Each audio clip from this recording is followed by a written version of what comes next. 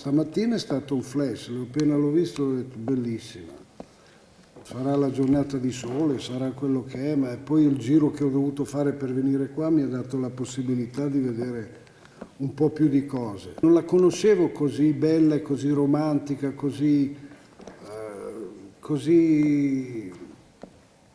sì, come dire, preziosa, ecco, preziosa. Romantica e preziosa come un diamante, per citare uno dei suoi più grandi successi. Zucchero scopre Padova e la racconta così ai cronisti che lo accolgono a Palazzo Moroni, dove il sindaco Giordani gli consegna la medaglia della città.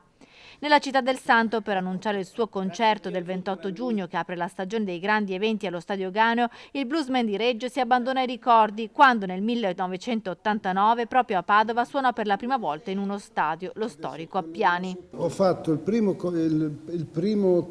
concerto del tour di Oro Incenso e Birra, che appunto era uscito nell'89, e me lo ricordo benissimo quel concerto lì. Me lo ricordo perché era pieno ovviamente, ma erano tutti in piedi a quel tempo, eravamo tutti molto più giovani. Mi ricordo che fu come debutto per la prima volta in uno stadio, fu per me una cosa insomma eccitante, molto quello che desideravo da anni. Sarà un concerto con posti solo a sedere, attesi oltre 30.000 fan da tutto il mondo per ascoltare Sugar, che oltre ai classici indimenticabili annuncia che ci sarà anche tanta improvvisazione. Ci sono pochi fronzoli, poche balle e basta, e si suona.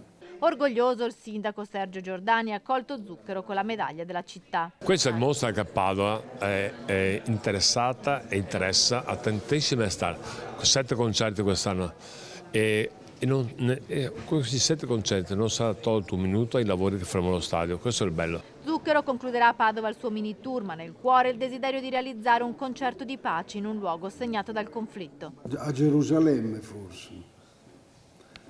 A Gerusalemme, per vedere se, a parte lo so che i concerti non hanno la forza di mettere la pace, ma forse hanno la forza di sensibilizzare e di, come dire, di far arrivare un messaggio